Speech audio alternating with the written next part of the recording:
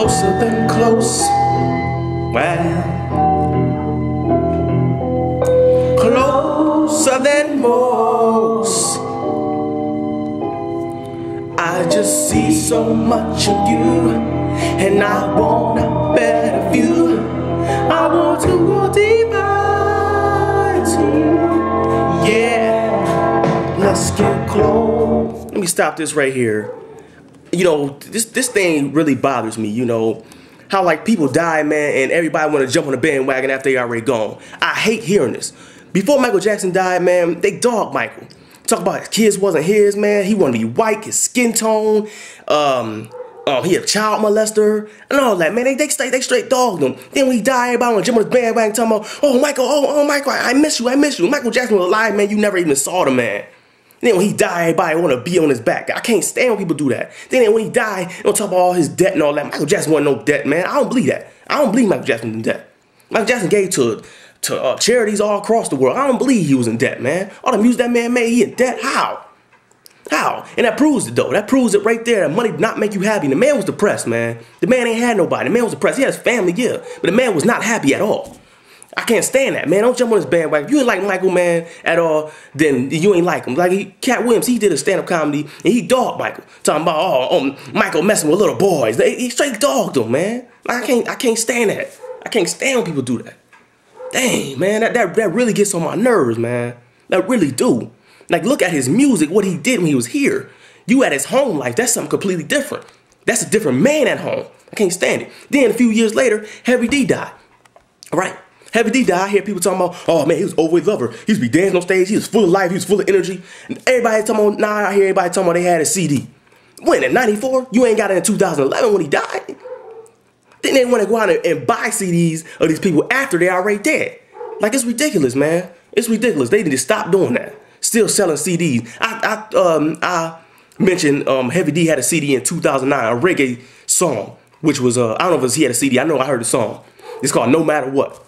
Nobody never heard of it. But Heavy D was such an icon of you. Heavy D was such a inspiration in your life.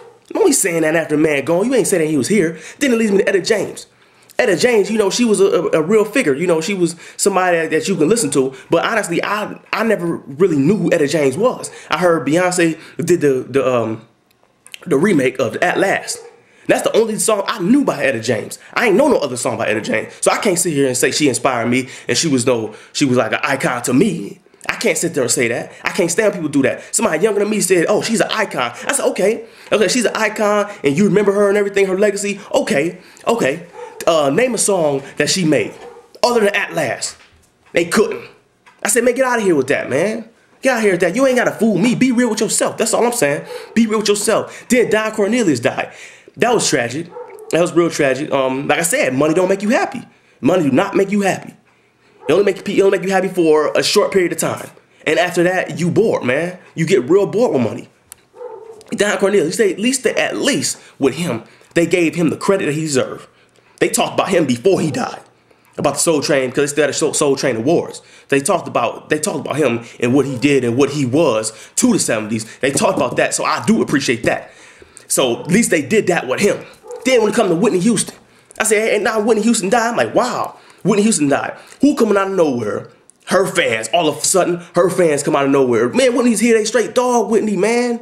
Her marriage, her husband, how her daughter ugly. Everybody that always has something bad to say about Whitney. Her drug addiction. Oh, she can't sing no more. They straight dog Whitney. Then when she died, what you hear? Oh my God, Whitney. Now everybody standing outside singing her songs and stuff like that. Come on, man. Like, why do we do this? Why? Like, why? Why do we do this? I was watching TV earlier and Tyrese was on there. He was saying, like, he said the same thing I said. He was saying that we need to praise people while they're still alive. Don't be sitting around the casket talking about how great they was. Now all of a sudden Whitney Houston had this great voice that everybody just loved. She was here, man. You ain't hear none of this, man. Like, it's ridiculous. That's ridiculous, man.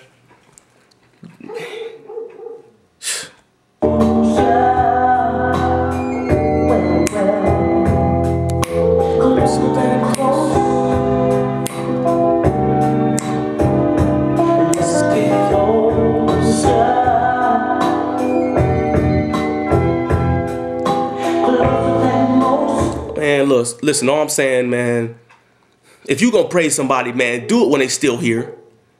You know, I heard somebody say, man, like, if they die, don't give them no roses, man. They can't smell them. It don't make sense. I just can't stand it, man. I see more people singing Whitney Houston than I ever seen singing a Whitney Houston song. People wouldn't dare sing Whitney Houston song. Why? Because it's too hard to sing. Whitney Houston died, now you want to show your appreciation like that? It's ridiculous, man. That's all I got to say. I'm out of here, man. I'm out of here. Well, yeah.